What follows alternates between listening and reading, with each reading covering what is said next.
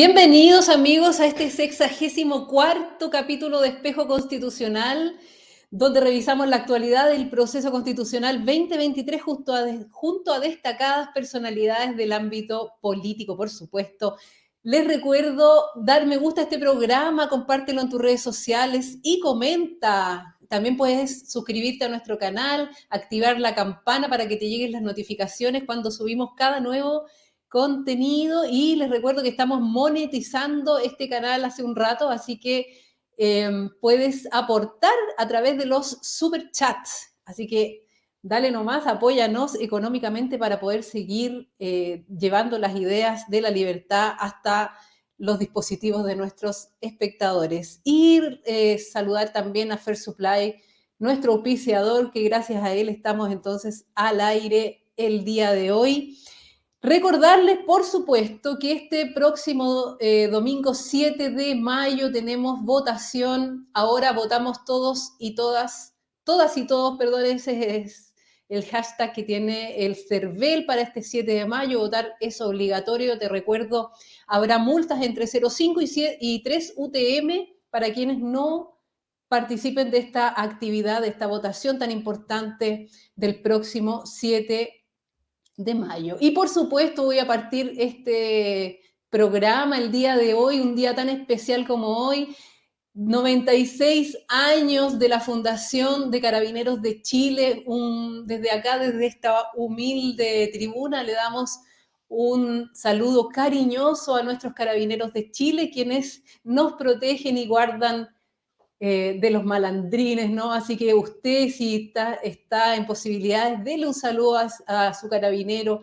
También están llamando a embanderar las casas, así que es libre usted de manifestar su apoyo a esta gran institución que cumple hoy 96 años de historia. Dicho esto, entonces, déjeme contarles a quién tengo hoy día invitado. Hoy día tenemos a un abogado, él es ex gobernador de Cautín, director ejecutivo de la Fundación Raquisuam. Me refiero a don Richard Caifal, a quien le damos una cordial bienvenida. Buenos días, Richard, ¿cómo estás?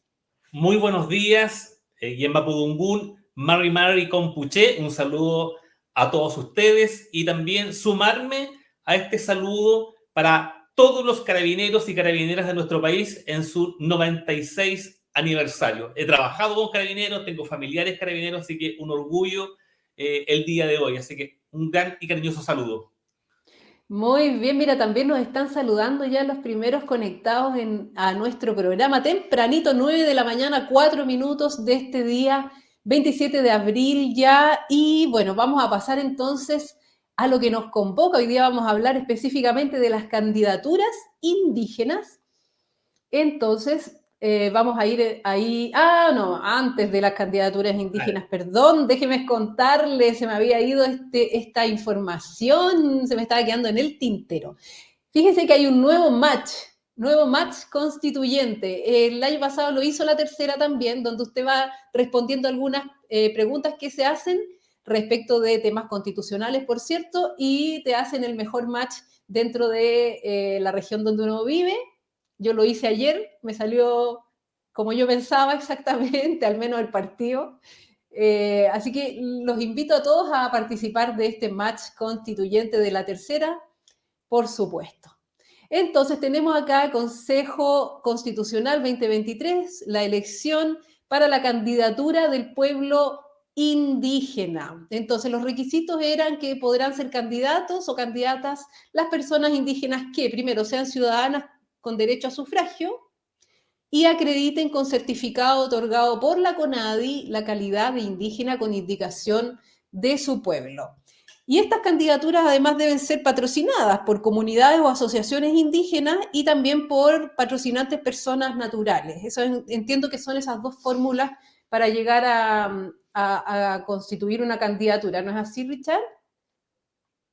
Así es, tienes toda la razón, estimada. Estupendo. Entonces dice, el difícil camino para conseguir un escaño indígena en el Consejo Constitucional.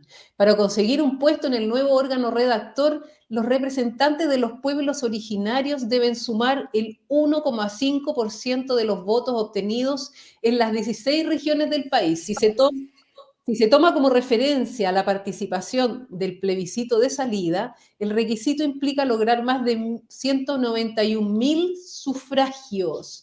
191.000 sufragios, harto. ¿Eh? A pesar de que queremos participar, se nos imponen barreras de entrada, dice el eventual candidato mapuche Julio Marileo. Cuéntame, Richard, ¿qué opinas tú? ¿Coincides con Julio Marileo en esta opinión? Bueno, primero, creo que es importante señalar el desprestigio, ¿cierto? El mal trabajo realizado por la ex convención constitucional y particularmente también de los representantes de escaños reservados. Intentaron, en definitiva, imponer ideas de manera muy refundacional y traumática para todo el país. En lo que dice relación con las palabras de Julio Marileo, yo veo complejo y casi imposible que este 7 de mayo se elijan representantes indígenas, ¿ya? Por el diseño y además porque los dos candidatos que existen actualmente, que es Aligüen Antileo y Julio Marileo, tienen un pasado que los relaciona directamente con la coordinadora Arauco Mayeco. Algunos han sido condenados incluso por ley de seguridad interior del Estado, relaciones con el Partido Comunista, el Frente Patriótico Manuel Rodríguez, etc. Y además hay un desapego, hay un desinterés de la ciudadanía por participar. Y respecto de estos escaños proporcionales que se plantean para esta elección, yo saqué 195.000, no 191. Lo saqué en relación a los 13 millones que participaron en la vez pasada, ¿cierto? Ah, ok, claro. Si participan 13 millones, y fracción 13 millones, tendrían que a nivel nacional ir 195.000 personas que acrediten su calidad indígena el día de la elección. Por tanto, es complejo porque en la elección pasada fueron 282.000, ¿ya? Entonces, y eso que estaban todos los pueblos involucrados directamente en este proceso. En esta oportunidad hay dos representantes relacionados políticamente con la CAM y el desinterés ha aumentado, digamos, la gente no tiene interés, por lo tanto, es muy difícil alcanzar esa cifra. Así que el escenario no es muy promisorio para estas dos candidaturas. Exactamente. Y además las personas, contarle un poco a los auditores que las personas que tienen afiliación, ¿cierto?, indígena, pueden optar por una cartilla distinta, que es donde La van a papeleta aparecer, verde. claro, la papeleta verde donde van a aparecer estas dos personas que pueden votar. Entonces, en el fondo, va a preferir la gente, por muy orígenes indígenas que tenga, va a preferir votar por alguno de ellos en vez de votar por el que le corresponde a su región. No, la verdad es que es una interrogante, yo creo, ¿no? ¿Tú crees que van a haber tantas personas votando por esta lista? Yo creo que no. Ya añadimos a lo que ya señalé lo siguiente. Recordar también que Julio Marileo es pareja de Rosa Catrileo, la ex convencional. Julio Exacto. Marileo asesoró durante todo el proceso a Rosa, siendo pareja, digamos. Por lo tanto, ellos defienden un texto que en la región de la Araucanía la gente lo rechazó con un 74%. Y en algunas comunas con alta presencia mapuche, ese texto fue rechazado con un 80 y 83%. O sea, ¿qué yo puedo leer que Julio, por muy peñi que sea, digo muy hermano, trae las ideas del texto pasado? Entonces no hay nada nuevo que ofrecer. Entonces, sacando un poco lo que es su relación con la CAM, ¿qué ofrece? Me ofrece lo mismo, un texto que ya fue rechazado, que pretenden reciclar ideas, como te lo comentaba fuera de micrófono, reciclar ideas refundacionales y extremas del texto pasado e incorporarlas. Y de eso da cuenta también las más de 900 enmiendas o indicaciones que ya se han realizado a la propuesta que ha elaborado este comité de expertos. Así es, así es. Y sorprendente el número de indicaciones que hay a ese respecto. Vamos a revisar entonces esta información. Dice, ¿Ya? candidatos de pueblos originarios critican composición del Consejo Constitucional y apuntan a partidos. Esto entonces, el titular, yo voy a hacer la bajada. La bajada dice, los tres candidatos, en esta época eran tres todavía, Sí, sí, sí, eran tres que se bajó finalmente el atacameño Rudecindo Espíndola, ya, exactamente. pero le faltó un documento que estuviera correctamente certificado por la CONADI, por lo tanto el CERVEL rechazó la candidatura de Espíndola. Entonces, leamos esta bajada. Dice, los tres candidatos de los pueblos originarios para el Consejo Constitucional criticaron la composición de este organismo, además detallaron los temas que pretenden instalar en el debate constituyente como la participación indígena en el Estado. Con críticas a la composición del Consejo Constitucional, los tres candidatos de los pueblos originarios que competirán en las elecciones del 7 de mayo adelantaron los temas que buscarán poner sobre la mesa. Por el pueblo atacameño, Rudecindo Espíndola, que fue justamente esta persona que bajaron, un activista medioambiental intentará garantizar los derechos al agua y al territorio, como también la participación indígena en la toma de decisiones. Después tenemos Julio Marileo, profesor de educación intercultural, buscará debatir sobre los derechos colectivos de los pueblos y naciones originarias, como su participación y libre determinación y el reconocimiento constitucional. Y por su parte, el mapuche Aliwen Antileo, licenciado en Ciencias Jurídicas y uno de los fundadores de la coordinadora Arauco Mayeco, Es, señaló, qué horror, señaló que el Consejo Constitucional debe ser lo que derivó del estallido social. Esto último apuntando a temas como la regulación de los mecanismos de participación política de los pueblos indígenas y la inclusión de los mismos en el presupuesto de la nación, cuestionando de paso la conformación del futuro órgano redactor. Bueno, son opiniones, por supuesto, de estas tres personas. Aquí tenemos entonces los que en principio sí. venían entonces, ¿cómo se llama? Presentaron candidaturas, pero CERVEL solo aceptó dos. Fundador de la CAM, entonces, condenado por Ley de Seguridad del Estado y agricultor. Solo tres indígenas competirán por él.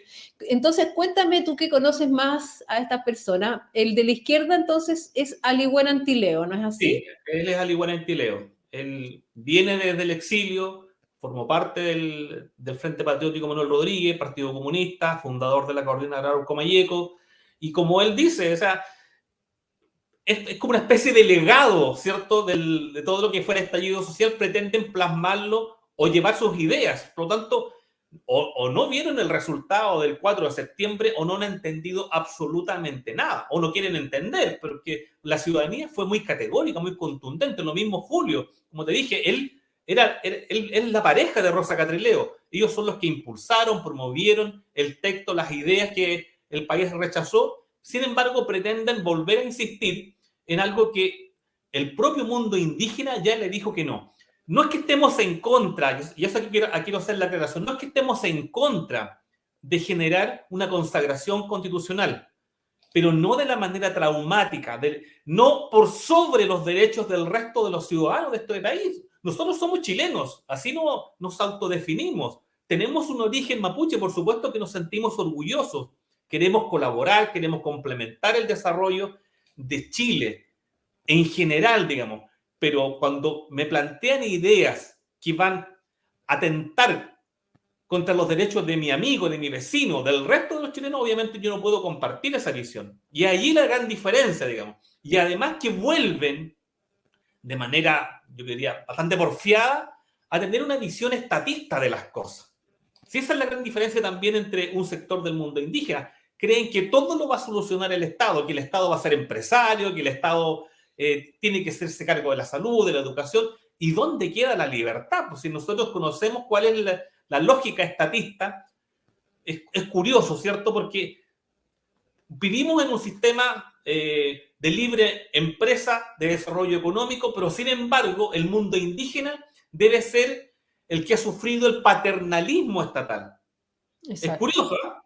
sufrimos en carne propia lo que es el paternalismo, lo que alguien viene y nos dice, esto tienen que sembrar, esto es lo que tienen que cultivar, así tienen que comportarse ustedes. Por eso yo creo en la libertad, creo en el desarrollo individual, creo en la libre iniciativa y creo fundamentalmente en la propiedad privada, lejos de la visión colectivista o comunitarista que es de los años 80, 90. Esa visión debe quedar atrás porque además las cifras son demasiado contundentes y categóricas. Por ¿Como ejemplo, cuáles, por la ejemplo? tierra es un desastre porque se compra en comunidad o se compra en copropiedad. La gente quiere propiedad individual y eso hay que plasmarlo, hay que decirlo. Ha sido la base del desarrollo económico de las generaciones como la de mi padre y la actual. Entonces, ¿por qué ellos tienen una visión comunitarista de la realidad? No lo entiendo. Y eso simplemente es una visión ideológica. Y eso es lo que la gente le dice también no o le dijo rechazo. Y perfectamente, si el texto no ofrece algo mejor, el que se está hoy día desarrollando, la gente va a decir, voy a votar en contra. No tengo garantía, no tengo seguridad, no me da estabilidad. Entonces, el escenario tampoco es tan promisorio para este trabajo que se está realizando.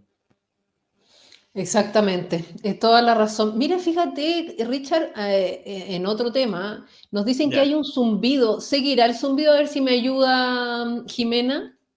¿Seguirá o ya esto se solucionó? Que Un comentario parece. me llama la atención. Y mientras entonces los invito a todos a ver el spot, que es cortísimo, del CERVEL respecto de la participación del mundo indígena en las próximas elecciones del 7 de mayo. Atención con el video. Domingo 7 de mayo, cada elector recibirá solo una cédula electoral y podrá votar por solo una candidata o candidato. Si perteneces a un pueblo indígena y este dato está en el padrón, podrás elegir entre la cédula nacional indígena de color verde o la blanca, de las candidaturas a consejeras y consejeros generales. Solo una. En cervel.cl podrás conocer tu mesa y local de votación, si fuiste designado como vocal de mesa y si cuentas con calidad indígena. Elección Consejo Constitucional 2023. Ahora votamos todas y todos. Servicio Electoral de Chile. CERVEL. Muy bien, me alegro que algo se mueva. Dime, Richard, la diferencia abismante entre la difusión que hizo el gobierno para el 4 de septiembre y ahora. Sí, bueno, el gobierno tenía un compromiso de campaña, un compromiso con su programa de gobierno, que era en el fondo la propia carta que se estaba fraguando en la Convención Constitucional, y ahora no quiere mezclar las cosas. Obvio, porque le fue re mal. O sea, que ese texto haya tenido un 80% de rechazo en algunas comunas parece que no se ha leído de la manera correcta. O el 74% en la región, o el 62% a nivel nacional. Eso es de una contundencia, de una magnitud que pocas veces se da en la historia de nuestro país. Y no se ha leído, lamentablemente no se han leído de manera correcta las cifras. Ahora, esta campaña obviamente ha sido deficiente, tiene poco brillo, es poco lúcida, digamos, pero también hay que entregar algunos datos que son relevantes para el proceso en materia indígena. Comentarte que el padrón indígena supera el 1.200.000 de personas. En la elección pasada fue de 1.239.000 el padrón indígena. Y de ese padrón indígena solamente fueron a votar por candidaturas indígenas 282.000 personas, o sea, el 22%. ¿Ya? O sea, ni por mucha campaña que se hizo la vez pasada se logra movilizar a todo el padrón indígena. Claro. 1.239.000 votan 282.000 personas. Es harta la diferencia. Sí, claro. Ahora, ¿por qué nosotros decimos que es importante de que, no obstante el desprestigio, la marca a la baja, nosotros decimos es bueno que la Constitución consagre también nuestra existencia? Porque es una necesidad sentida, es una promesa de 3 décadas. El año 89 se promete este reconocimiento, pero también con visión de futuro, con visión país. Nosotros abogamos por la participación, pero que la democracia haga el trabajo. Nosotros jamás hemos apostado diciendo, oiga, nos tienen que asegurar cupos, como los escaños reservados. No, que la democracia sea la que resuelva el dilema. ¿Qué pasa, por ejemplo, si yo tengo 1.000 votos? Una cantidad altísima. Te doy un ejemplo. Chuta, pero sin embargo no puedo ser representante del mundo indígena. ¿Por qué? Porque los estándares son muy elevados. Ahí podemos coincidir con los candidatos. Entonces, claro, nos fuimos de manera pendular al otro extremo. Yo creo que la democracia es muy sana para el país. Si la representación indígena logra adhesión, logra votos, por supuesto que tiene que estar en el Parlamento, algo muy natural. Lógico, lógico. Y lo ha Una cosa estado, de muy hecho. obvia. Claro, Lo ha y estado hay representantes, claro. Ahora por vía tenemos que normal, modificar, digamos. arreglar este diseño, pero creo que ese es el desafío como país, po. Darle Claro. participación, darle espacio a la ciudadanía, no solamente a los indígenas. Oye, si las juntas de vecinos igual quieren ser partícipes, los grupos que han sido siempre excluidos, claro, necesitan visibilidad, pero la democracia tiene que ser la institución que resuelva. Y por eso también hemos condenado, estimada, de manera muy tajante lo que es la violencia. Hay grupos extremos operando acá en la región de la Araucanía o en la zona Exacto. sur. Liberación Nacional Mapuche llama a dar muerte a otras personas. O sea, eso es terrible. Eso no sale en los medios de comunicación. Pero hace 2 días atrás hubo un comunicado de este grupo extremo diciendo hay que eliminar, hay que matar a los representantes o a los miembros de una agrupación denominada APRA. Eso, o sea, no lo habíamos visto. Pero están llamando a matar personas. Eso no lo Eso, podemos compartir y tenemos que condenarlo. Y la violencia no puede ser parte de una acción de carácter política. La violencia debe ser desestimada porque obviamente además vuelve mentirosa a una causa que es justa. exactamente. Y considerando tu expertise, el hecho de que tú estés en la región, ¿qué crees que se debe hacer con esto, con esta situación de violencia que llevamos tantos años? Ahora estamos con un estado de excepción, ¿cierto? Acotado y todo. ¿Qué, a ver, ¿qué solución tenemos para este conflicto tan complejo? Las soluciones no son rápidas, son a largo plazo, pero el camino institucional siempre hay que preferirlo al camino de la violencia. La democracia tiene que resolver la participación, el camino institucional tiene que abrir espacios y además actualizar la visión del mundo indígena. Nosotros siempre hemos visto que la gente, oiga, ustedes, los que viven en los campos, las comunidades indígenas, ojo, el mundo indígena está centrado particularmente en la región metropolitana, ¿cierto? Exacto. Si hay 314.000 mapuches en la región de la Araucanía, en la región metropolitana hay 614.000, el doble de la población, ¿ya? Y los demás están repartidos en centros urbanos, en Biobío, los ríos, los lagos, a lo largo de todo el país. Esa es la realidad del mundo indígena. Nos complementamos. Entonces las soluciones no solamente tienen que ir focalizadas a la ruralidad. Nosotros hicimos una propuesta de reconocimiento para que se considerara por el comité de expertos, donde además decimos, oiga, la tierra no es la única reivindicación o la única forma de dar respuesta a las reivindicaciones. ¿Qué pasa si esa misma cantidad de dinero a una persona que vive en la región metropolitana, por ejemplo, le decimos, ¿sabe? Ocupe ese dinero en un emprendimiento, en un pie para su casa habitación, para su departamento, para estudios, sin olvidar el origen, nuestra identidad, pero buscar formas distintas de reparación también es una manera de dar tranquilidad, de sentir que incorporamos a un mundo que está olvidado o que está invisible, que es el mundo mapuche o indígena a nivel nacional que está en los centros urbanos el día de hoy. No todo es reivindicación territorial porque obviamente la tierra es finita, es una cosa muy obvia. Lógico, claro. Pero tenemos que comenzar por el camino institucional y desestimar de manera absoluta la violencia y condenar a esos grupos que son extremos. Sí, ¿y podrá haber algún tipo de condena constitucional? Es decir, que dentro de este anteproyecto que está haciendo la comisión experta, deje esto por escrito, en definitiva. Claro, no sé si la Constitución pueda dar cuenta de todo aquello, pero también hay que asumir responsabilidades. Aquí hay una palabra que causa terror cuando se menciona que es terrorismo.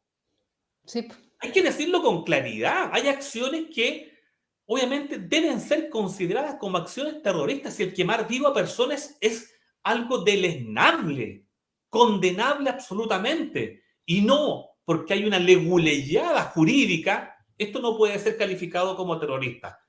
Yo conocí en experiencia propia de visitar a las víctimas que fueron, primero, amedrentadas, amenazadas, y posteriormente de esa amenaza vino la acción que culmina en el incendio o en la quema de bienes de un automóvil, de un camión, de tu casa. Ahí está tu historia de familia. Ejecución en la propia casa habitación. La familia Antilef la ejecutaron. Al padre de familia lo ejecutaron. No fue un disparo casual. Entonces, esa acción tiene que ser calificada como terrorista. Otra cosa es lo que a lo mejor la ley no tenga el tipo penal adecuado. Hay que mirar la ley, hay que modificarla. Pero esto ocurre en la región y hay que decirlo con todas sus letras. Me encantaría que a lo mejor la Constitución pudiese también establecerlo, ¿cierto? Como una condena que va también en el marco de los derechos humanos. Eso es lógico. Exacto. Por ahí quizás pueda ir una vertiente, pero hay que decirlo con claridad, pero también la autoridad política tiene una responsabilidad en lo que está ocurriendo. No decir las cosas por su nombre. Esto es condenable, esto es terrorismo. Bueno, la ley no me da, bueno, no importa, pero esto es un acto realmente despreciable y no puede ser normalizado, y estamos normalizando la violencia. Ya a nadie le interesa si se queman 15 camiones, 15 maquinarias, que ocurrió hace 2 días atrás. A nadie le interesó, a nadie le importó. Eso es noticia. Antes era noticia. 18 maquinarias. O sea, increíble, pero no es noticia. Así de mal estamos, ¿no? Y Pagamoya. No, claro. Entonces, le quitamos la fuente laboral, destruimos la familia, destruimos todo lo que está a nuestro paso, y sin embargo, eso no es noticia y a nadie le importa. Entonces lo normalizamos, y la verdad las cosas es que eso duele mucho, porque es una región maravillosa. Tú vienes acá, te encuentras con ríos, lagos, termas, volcanes, playa, y sin embargo tenemos estos actos que realmente son repudiables y que no estamos tomando en serio la realidad de la región y la realidad del país. Sí, recordemos que el texto rechazado de la Convención Constitucional no hablaba de terrorismo. No lo hacía, excluía estados de excepción, incluso no lo mencionaba todo, y eso también daba cuenta de esa visión ideológica, de esa carga ideológica que ellos tenían. Ahora, a mí también quiero manifestártelo. Dígame. Me ha preocupado estos 12 bordes, porque todo el mundo confiado, los empresarios confiados, el resto de la sociedad confiado de que estos bordes garantizaban absolutamente todo. Yo digo, no garantizan absolutamente nada, porque la principal discusión, la madre de todas las batallas, tiene que ver precisamente con qué modelo de desarrollo nosotros tenemos como país. Y una frase que es para el bronce por su ambigüedad: Estado social y democrático de derecho. ¿Qué significa eso? Pero por Dios, eso es la indefinición más grande. No sabemos si eso significa más Estado, más libertad, menos libertad. Entonces uno dice, o concluye al final del día, ¿el texto que se está fraguando es mejor o peor de lo que actualmente tenemos? Ojo con eso. Y además, porque el agua, que va a ser la segunda gran discusión, tampoco quedó incorporada dentro de los 12 bordes.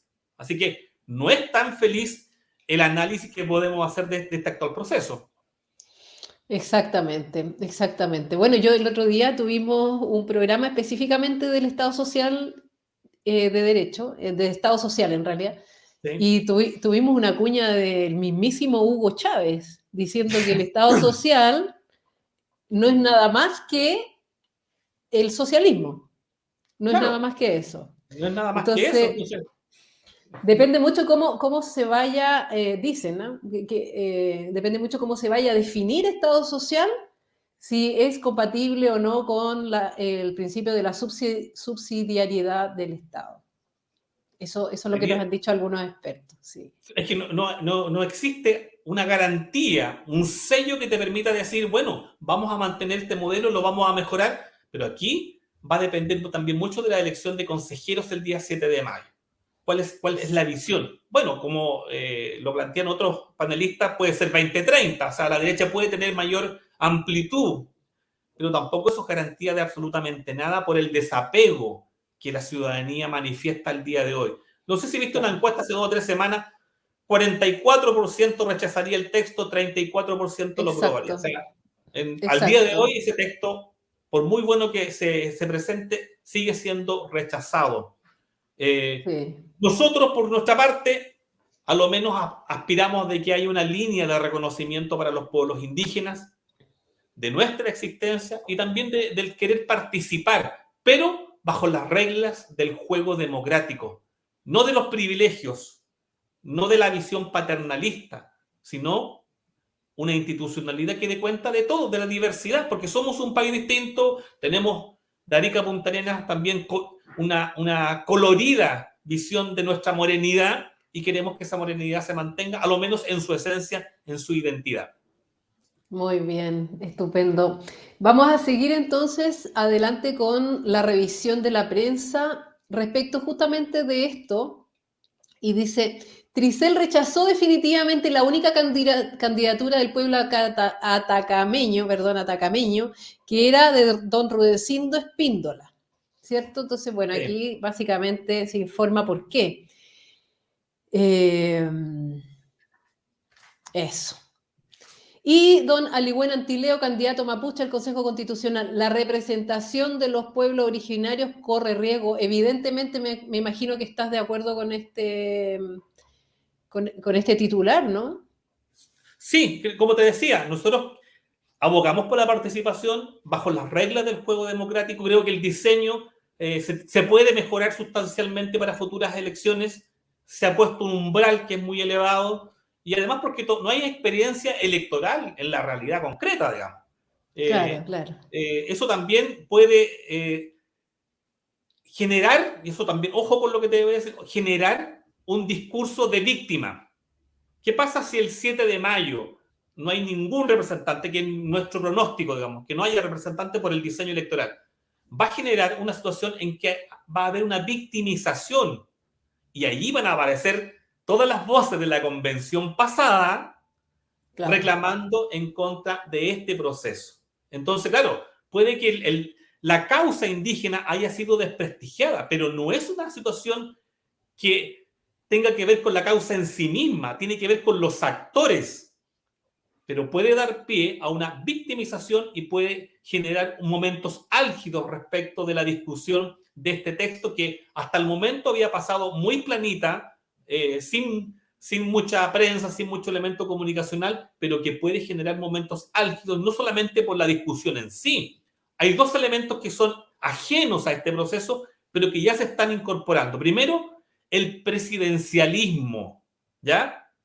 Este proceso se puede presidencializar en extremo y además por las voces del propio gobierno que llaman a la conmemoración de los 50 años. O sea, le agregamos más condimento a esta cazuela que puede ser muy complejo del día de mañana poder llevarla a efecto, ¿no?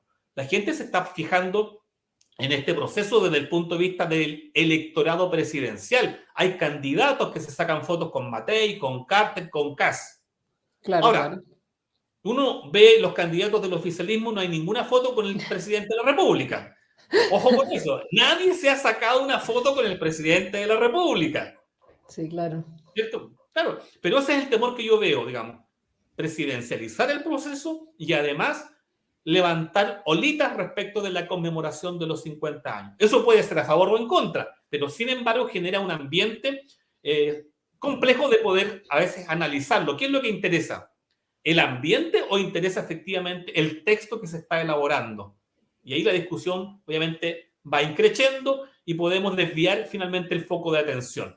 Esa es mi preocupación respecto de esto, digamos, de la victimización, como te señalé al inicio, y elementos de contexto.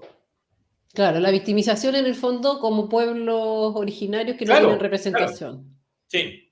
Y por que el día de mañana traiga temas de legitimidad en la eventual aprobación de una nueva constitución. Nosotros éramos de la idea de que dentro del comité de expertos hubiese representación indígena, por ejemplo. Okay. Era fácil de resolverlo. Pero bueno, no se acogió nuestra visión, pero ya estábamos anticipando de estos escenarios. Nosotros estamos al tanto de lo que va ocurriendo, decimos dónde puede estar el elemento complicado de análisis y además no solamente la legitimidad del texto, sino la estabilidad del país. Es algo que nosotros, la legitimidad puede afectar a las futuras generaciones, pero cuando hay incertezas, falta de claridad, ya tenemos una economía que está bastante paralizada, pero si yo como inversionista veo que el nuevo texto no me da garantías, no me da certeza jurídica, no garantiza de manera adecuada el derecho de propiedad, o sea, tengo miedo de invertir. Y obviamente el país no crece y no se desarrolla. Es una cosa también de principios básicos del análisis de lo que está ocurriendo en nuestro país. Exactamente, toda la razón. Vamos a, les voy a compartir ahora una cuña de Rodrigo Villa, ex subsecretario del Interior del gobierno de Sebastián Piñera. Aparece en un podcast de la Universidad San Sebastián, del Líbero, perdón, del Líbero, es un podcast que hace Marcela Cubillo, así que atención con eso. Unos 10 días atrás yo pensaba que se iba a elegir un consejero en la lista indígena, porque ustedes saben que hay un padrón especial y un número importante de chilenos y chilenas tienen la opción de votar por los dos padrones. Como se ha ido dando la cosa, veo difícil, no imposible, difícil que se elija un consejero número 51, porque no es menor. Si se elige el consejero 51 y el quórum no es 30, 31, y no es 33, sino 34. ¿Ya? Pero lo que para mí era una percepción, hasta hace 2 semanas o 3 semanas atrás, como están las cosas, no sé si van a alcanzar el número de 2.5% del total de los que votan, que es el requisito para elegir un consejero de la lista indígena. ¿Me entienden? Entonces, todavía está todo por verse, son muchas las variables. Y uno que se elija ahí te modifica inmediatamente el quórum de 3/5 o 2/3. Bueno, tal como lo decías tú, el tema de que es difícil que se llegue a un candidato electo, pero lo interesante, ¿por qué puse esta cuña? Básicamente porque de salir uno electo nos cambian los quórum. Para aprobar dentro del Consejo necesitamos 3/5, es decir, 30 personas, ¿cierto? 30 consejeros que aprueben. 30. Y para rechazar necesitamos 3/5, o sea, perdón, 2/3. Son que 33. Serían 33. Entonces, sí. Si tenemos un supernumerario, ¿cierto? Uno más, claro, un escaño, que serían sobre estos 50 electos, sí. habría uno más, cambia absolutamente todos los quórum. Entonces, bueno, sabemos que es muy, muy difícil, pero nunca se sabe, ¿no? Porque particularmente ahora que está tan poco representado, a lo mejor los pueblos originarios tienen interés, ¿no? en verse representados con un candidato indígena. Bueno, anticipo que nuestra visión acá desde la región es que no van a concurrir a las urnas la cantidad que exige la ley, pero simplemente agregar otro elemento que no tiene que ver con la participación, sino algo que ha ido increciendo poco a poco y que puede sí cuestionar la discusión, que tiene que ver con la consulta indígena. Porque la comisión experta ha elaborado un artículo, que es el artículo número 8 del capítulo 1, que habla precisamente del reconocimiento constitucional de los pueblos indígenas y que son parte de la nación chilena, que es una única e indivisible. Ese es el artículo 8. Pero jurídicamente hablando, las medidas legislativas que afecten a pueblos indígenas deben ser consultadas. Eso no solamente es un cuestionamiento de la legitimidad, sino de la juridicidad del futuro texto. Y allí nos entrampamos en una tremenda discusión porque, primero, eso requiere presupuesto, requiere plazos, requiere procedimientos.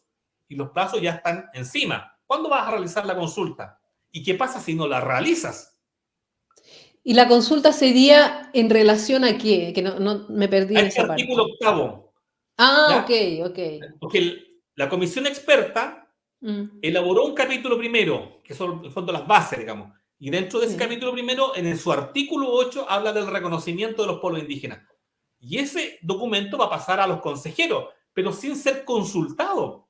Y la ley, particularmente el convenio 169, artículo 6, ya. Dice deberán, o sea, no es facultativo, es una obligación. Los gobiernos deberán consultar a los pueblos indígenas cada vez que se prevean medidas administrativas y en este caso medidas legislativas. susceptibles de afectarle directamente. ¿Hay afectación directa? Por supuesto que la hay. Claro. Entonces es una obligación, es un imperativo el consultar. Y esta ¿Y consulta cómo? indígena, A eso, través del decreto 66, que es también un reglamento de esta norma y que contiene plazos y que contiene 5 etapas. Entonces tú no puedes soslayar la obligación legal, porque además, como te digo, cuestionarías la legitimidad y cuestionas la juridicidad, si esto realmente se ajustó a derecho. Y si no se ajusta a derecho, esto es nulo. Y además Claro. estaría dando pie para que organizaciones interpongan acciones en instancias internacionales. No es Internacionales. menor el panorama, digamos. Claro, entonces si no se hace esta consulta indígena, ¿debería hacerse de aquí a diciembre? Yo propuse que se hiciera dentro de los 2 primeros meses de iniciado el trabajo de los La comisión. consejeros constitucionales. Ah, ya. O sea, flexibilizar los plazos de algún modo, pero iniciar el trabajo de consulta. La ley es muy clara, no admite además adaptaciones, porque hay 4 formas de participar dentro de este proceso, pero yo no puedo adaptar uno de esos mecanismos porque la ley dice consultan. ¿Y cómo se consulta? Aquí está el procedimiento para consultar. No me habla de adaptar un mecanismo de participación, sino que un proceso distinto. Entonces ahí entramos en la discusión legal. Y eso no se previó en el diseño, no se previó por los 12 bordes, no se ha previsto por el comité de expertos. Se ha discutido, sí, pero en norma concreta, una acción concreta, no. Claro. Esto se representó y lo hicimos llegar a la presidenta, doña Verónica Undurraga, creo que es el nombre de la Sí, Verónica Undurraga. Verónica Undurraga, se lo hicimos saber, a otros expertos también, y advertimos de esta falencia y obviamente esperamos que sea superada, porque los cuestionamientos van a ser de tal magnitud que desde el punto de vista jurídico ya es una complejidad, pero además del punto de la legitimidad y la estabilidad del proceso y del país, resulta altamente complejo. No tenía idea lo que me estás contando. Y Bueno, eso una que primicia para investigaste. ti entonces. Sí, lo encuentro muy interesante. Bueno, muchas de estas cosas ni siquiera se hablan en los medios de comunicaciones tradicionales. O sea, hay muy poco periodista en el excongreso, eh, revisando paso a paso la convención, perdón, la comisión experta. Me imagino que se irá a activar un poco más la situación una vez que salgan electos los consejeros, pero hasta el momento hay poca información, así que te agradezco mucho ese dato, Richard, así que lo voy a estar investigando y subiendo a las redes sociales. Mira, Bien, esperamos que se acoja simplemente, porque digo, no, nadie quiere exacto. cuestionamientos de esta índole. Una cosa muy obvia, además. Sí. Lógico. Si hay un convenio internacional, es natural. Entonces, ahora pasamos a la reina, ¿no? Nos marginaron como en los peores tiempos del apartheid. Elisa Loncón cargó contra comité de expertos por los pueblos originarios. Voy a leer un poquito la bajada de lo que dice doña Elisa Loncón. Siempre fueron ellos quienes tomaron las decisiones y, por lo tanto, ¿cómo iban a estar los rotosos junto a ellos tomando las decisiones? Criticó. No sé a qué se refiere con los rotosos. Me imagino que estará mal escrito. Dice, la expresidenta de la Convención Constitucional, Elisa Loncón, criticó duramente el nuevo proceso constituyente, lanzando sus dardos contra la comisión de expertos de la instancia. Las declaraciones de la ex convencional surgen en el marco de la Feria Internacional del Libro de las Ciencias Sociales realizada en Recoleta, instancia donde se realizó un conversatorio sobre el libro, comillas, de triunfos y derrotas, narrativas críticas para el Chile actual, cierre comillas, en el cual Loncón es coautora. Cuéntame, Richard, ¿tú coincides con esta observación de Elisa Loncón? Mira, yo creo que falta muchísima autocrítica de parte de Elisa Loncón. Lo demostró en el proceso pasado y lo sigue demostrando ahora. Si hay un poder que cualquier político quisiera, es el poder constituyente. O sea, yo puedo tener como parlamentario, ¿cierto?, la posibilidad, la facultad de redactar leyes, bueno, un problema social menos, pero el poder constituyente, primero se da acotada vez en la historia de un país, y Elisa Loncón fue la presidenta de una instancia que tenía esa facultad, ese poder absoluto de redactar un contrato social básico para un país. Ellos tuvieron el poder, tenían la pluma para escribir una constitución que la gente pudiese apreciar, pero sin embargo, su visión ideologizada, extrema, refundacional, que pretendía pasar por sobre los derechos del resto de los ciudadanos, obviamente desembocó en este rechazo rotundo y categórico. Entonces creo que le falta mucha autocrítica porque ella fue la presidenta del principal poder que todo político desea, poder establecer las reglas del juego. Lo tuvieron en sus manos, lo desaprovecharon, pero de una manera casi ridícula.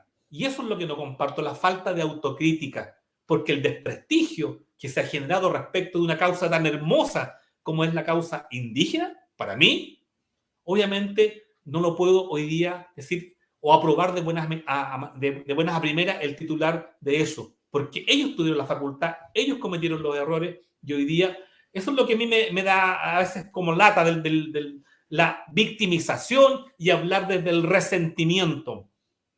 Sí, claro. Nosotros somos familias humildes que nacimos, nos criamos en el esfuerzo, más no en mirar al otro si ganaba más, ganaba menos. Nosotros somos de familias del campo, agricultores que trabajaron la tierra, pero yo no ando mirando si tú tienes más o tienes menos, digamos, eso a mí no me interesa. Si a ti te va bien, espectacular, pero yo no puedo hablar, o me cuesta hablar desde el resentimiento, desde el dolor, desde como que hacerme la víctima todo el rato. O sea, eso, la verdad, las cosas que me da lata en realidad, porque nadie puede venir a llorar cosas, a llorar pasado, no, hay que salir adelante, hay que ponerle el hombro a la vida, hay que ponerle esfuerzo a las cosas. Lo demás va a venir por añadidura, pero hablar desde el resentimiento, de esa victimización, no lo comprendo y realmente me afecta, digamos. Y allí se habla desde el resentimiento y desde la falta de autocrítica. Exactamente, toda la razón. Muy bien, Richard. Quiero tocar un último tema, pero no tiene que ver con nuestro tema principal de las candidaturas indígenas. Lo comentamos antes de partir el programa, ¿cierto? Ayer salió la información de la presidenta del PPD que tuvo, que tuvo un tremendo desaguisado, por decirlo de alguna forma elegante, ¿no? De un spot para su campaña donde involucra directamente a Jaime Guzmán Errázuriz, senador asesinado, ¿cierto? El primer magnicidio en democracia. No se puede dejar pasar. Vamos a mostrar el video, es cortito, así que prometo no torturarlos tanto. Así que atención con ese video. ¿Quieres tener una constitución hecha por alguno de estos pelados? Este próximo 7 de mayo, vota por el 7. Natalia Piergentili, la candidata del futuro.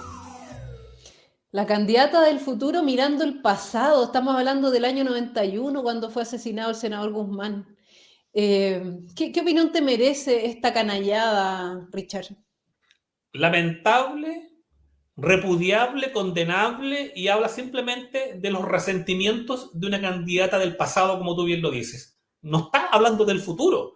Y además, ellos apoyaron el texto que presentó la Convención Constitucional, apoyaron el proceso, apoyaron las ideas refundacionales, lo defendieron. Era parte del programa de gobierno, supuestamente, digamos, el del que participó Pelao Bade y otras más. Pero ellos lo defendieron, ellos lo avalaron.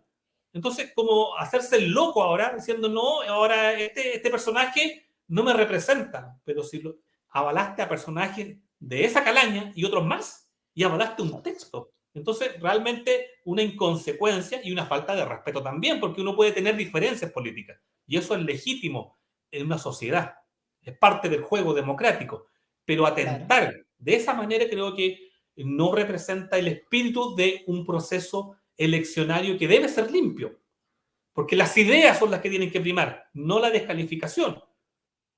Yo, eh, Exactamente. Como que se me está cortando menos, Sí, como sí, que no te hay, escuché la última parte. sí. Sí, se No fue, se se puede fue la generar, señal, parece. ¿cierto?, un proceso menoscabando o menospreciando al adversario político. Yo tengo que salir Exactamente. adelante, salir a flote con las ideas, pero con ideas del futuro, no como lo hace doña Natalia, que realmente recurre al resentimiento del pasado. Exactamente, y estamos hablando de un tema súper delicado, o sea, ¿qué pasa con la juventud que se siguen burlando de la muerte del senador Guzmán, del magnicidio que sufrimos como democracia? ¿No? Realmente lo encuentro descabellado, absolutamente condenable la situación. Y si quiere hablar de pelado, hable del pelado Atria. Hay hartos pelados más que puede tomar de su mismo sector para hacer este tipo de ridículos, ¿no? Tengo Totalmente, sí. De todas maneras, tengo una consulta de un espectador, dice, hola, gran programa, respecto a la consulta que tienen que hacerse a los pueblos indígenas, ¿podría exigirse una consulta para que los pueblos originarios se manifiesten sobre la Agenda 2030? Claro, desde lo político podemos plantear absolutamente cualquier tema, digamos, pero hablando en estricto rigor desde lo jurídico, lo que se debe de consultar es este artículo 8 que ha elaborado el comité de expertos. Nosotros tenemos también nuestra distancia, nuestra aprensión y contradicciones importantes con la Agenda 2030. No la compartimos. Pero otra cosa es decirlo y plantearlo en una consulta indígena, no tiene nada que ver lo uno con lo otro. Pero decirlo derechamente, no compartimos la Agenda 2030. Exactamente. Justamente acá tengo el artículo 8 del cual hablamos, que lo quiero poner Sí. para que la gente lo vea. Entonces voy a compartir pantalla. ¿Se puede? Sí, estoy tratando de ver cómo lo abrí. A ver. Bueno, el principio dice que la Constitución reconoce a los No, pueblos no, indígenas, ¿cierto?, como no parte pude. de la nación chilena. Dice, Que te es lo leo. sí, Te lo leo. Dice artículo 8, en numeral 1, dice la Constitución reconoce a los pueblos indígenas como parte de la nación chilena, que es una e indivisible. El Estado respetará y promoverá sus derechos y su cultura. Numeral 2. El Estado reconoce y promueve el diálogo intercultural en condiciones de igualdad entre los distintos pueblos que conviven en el país, con dignidad y respeto recíprocos. En el ejercicio de las funciones públicas se debe garantizar el reconocimiento y la comprensión de la diversidad étnica y cultural. Ese es el artículo 8, en lo sí, que se ha llamado este esqueleto, ¿cierto?, del anteproyecto. No lo pude exactamente. compartir, algún error tuvo la imagen que tenía preparada, así que no, lamentablemente no lo pudimos compartir, pero bueno, está respondida entonces la consulta de nuestro amigo. Y finalmente voy a pasar a la sección, esta sección no la conocías tú, Richard, el año pasado no A ver, estaba, porque a sí, ver, a el año ver. pasado era apruebo o rechazo, ahora Sí, es a favor o en contra. sí, Entonces yo te voy a dar un concepto y tú me dices si estás a favor o en contra y si quieres alguno profundizar, por favor, adelante. ya. Entonces, partimos número 1, Estado subsidiario. A favor, si es lo que tenemos como base del desarrollo. O sea, Claro, no vería un Estado omnipresente, que era lo que nos proponía el texto anterior. exacto. Indultos. No debiera ser facultad del presidente de la República como ha ocurrido. O sea, se politizó absolutamente y tenemos un desastre. No. Exactamente. Paridad. Sí, pero con alguna...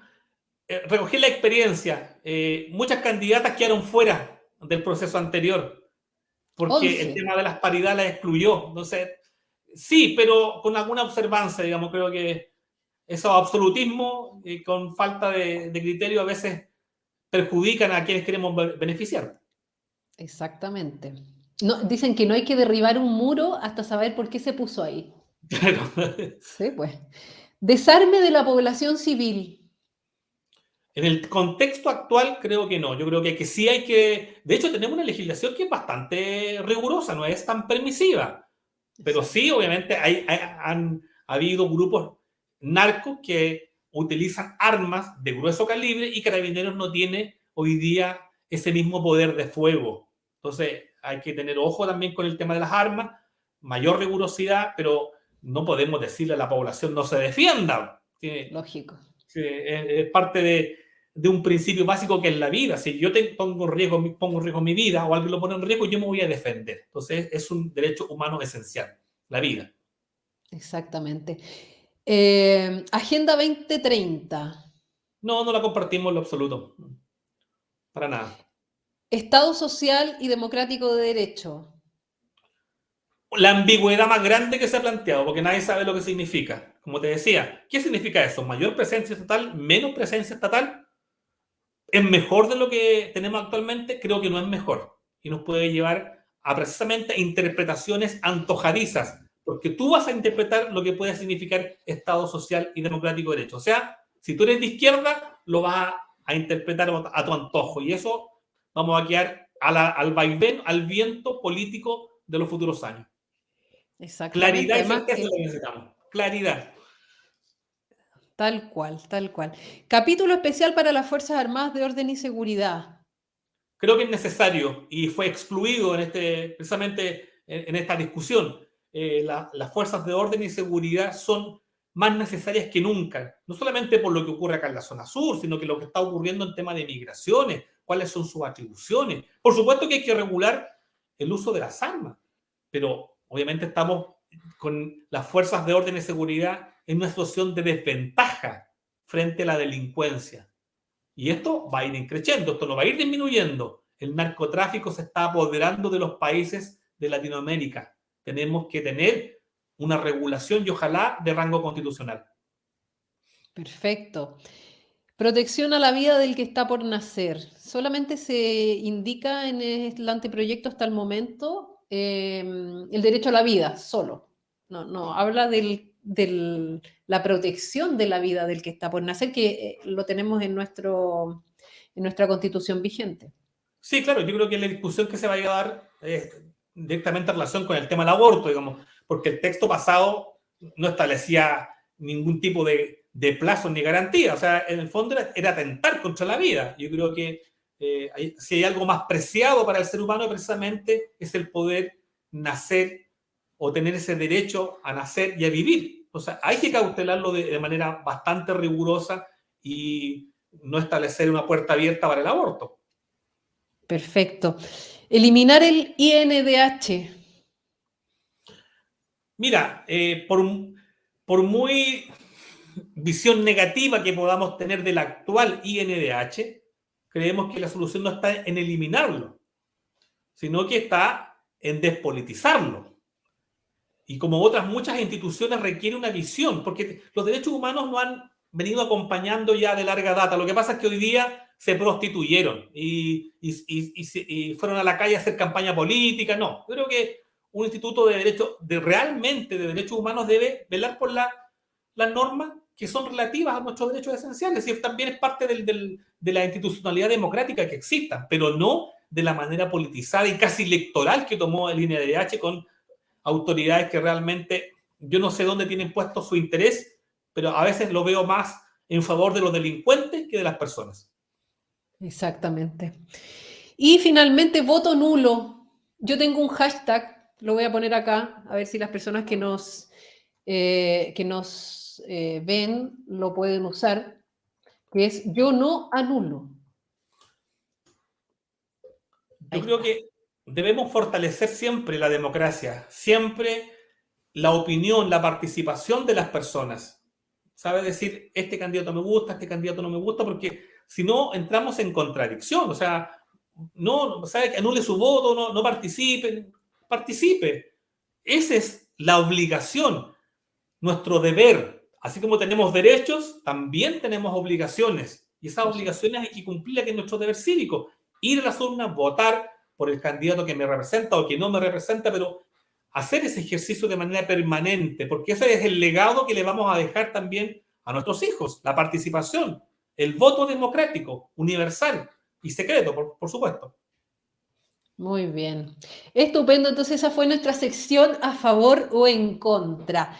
Richard, quiero agradecerte tu participación en el programa del día de hoy, ha sido muy aclaratorio y especialmente con ese dato que me diste del tema de la consulta indígena, que no lo tenía dentro de mis conocimientos, así que agradecerte por tu exposición, por tu tiempo, y esperamos contar nuevamente contigo próximamente. Cuando gustes, muy agradecido por tu invitación, por el espacio que has generado, que es un espacio valorado por la gente, te escriben, te saludan, así que realmente agradecido por esta oportunidad. Muy bien, muchas gracias, Richard, que tengas un lindo día y seguimos en contacto. Nos estamos viendo y como decimos nosotros, Peucayal. Muchas gracias, Chaltumay. Nos estamos viendo. Nos vemos. Mira aquí, como nos enseña el idioma Mapudungun. Estupendo, entonces Richard Caifán lo habíamos tenido el año pasado antes del plebiscito del 4 de septiembre, lo habíamos tenido también hablando de estos mismos temas, es una persona muy, muy instruida, como vieron, así que a considerar a Richard Caifán como político. Y agradecer a Fair Supply, por supuesto, para hacer posible este programa, este canal. Acuérdate de compartir, de usar el hashtag Espejo Constitucional. También comenta este programa, puedes compartirlo, puedes usar estos contenidos y replicarlos en tus redes sociales. Dale nomás, absolutamente autorizado. Ojalá que nos puedas nombrar con el hashtag Espejo Constitucional.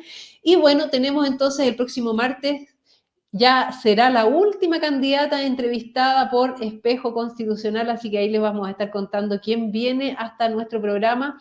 Ya la próxima semana va a estar muy, muy cerquita la elección del 7 de mayo, así que bueno, los esperamos próximo martes 9 a.m. como siempre en su programa Espejo Constitucional a través del canal Espacio Liberal. Entonces me despido, que tenga un lindo jueves y estoy buscando el clip del video, acá está. Nos vemos, que tenga linda tarde, chaito. ¿Alguna vez te has preguntado por qué tu equipo de fútbol favorito o los buenos jugadores de tenis pueden jugar también en una cancha con un pasto en perfectas condiciones? Pues lo mismo pasa con tu infraestructura de TI. Una red de computación bien construida y mantenida es esencial para el buen funcionamiento de tus sistemas y aplicaciones. En Fair Supply, nuestra empresa especializada en redes y comunicaciones, nos encargamos de mantener tu infraestructura de TI en óptimas condiciones. Contáctanos para más información y deja que nos encarguemos de tu delicado pasto, o en este caso, de tu delicada infraestructura de TI.